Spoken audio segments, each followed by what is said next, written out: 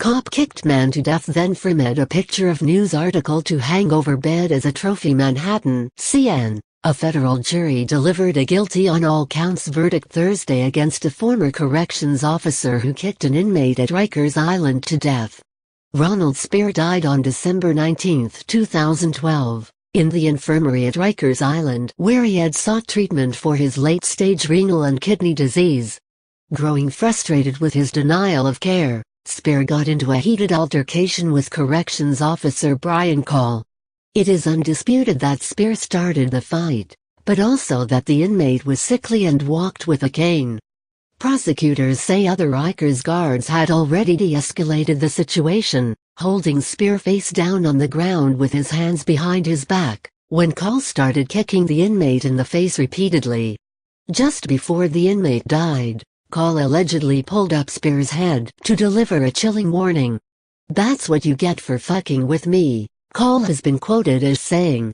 "Remember that I'm the one who did this to you."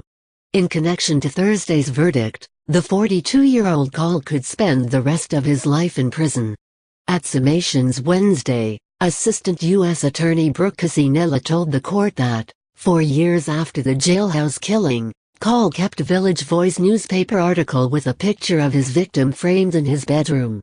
"Let's call it what it is, a trophy," Casinella said. Casinella urged the jury to show no hesitation in convicting. "We're here to finally hold the defendant, that man, accountable," she said, pointing at Call. In addition to the newspaper article, Casinella said the guard had joked to his colleagues that he should get a teardrop tattoo, a well-known gang symbol, to signify that one has killed someone. Call's attorney Sam Schmidt meanwhile spoke only of the alleged blows in its closing argument, though the jury heard from multiple eyewitnesses that Call killed Spear. One key witness for the government, corrections officer Anthony Torres, wept on the witness stand for 2 days as he described Spear's death and his own role in covering up what happened.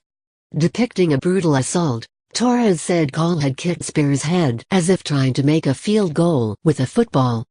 But Schmidt insisted that the autopsy evidence proves otherwise. "These are not football kicks," Schmidt said. "There is absolutely no proof of what Mr. Torres says." Image: http://pixel.watch/QUT7. Speaking of his client, Schmidt said, "We're talking about a man who was attacked, who defended himself, and who was embarrassed and humiliated by a sick inmate putting him on the ground." Among graphic autopsy photographs, the prosecution focused on images that showed Spear's skin pulled down his face to expose his brain, which appeared to be dotted with bloody hemorrhages. New York City medical examiner Michael Greenberg had testified that those red spots showed Spear had been alive before the beating.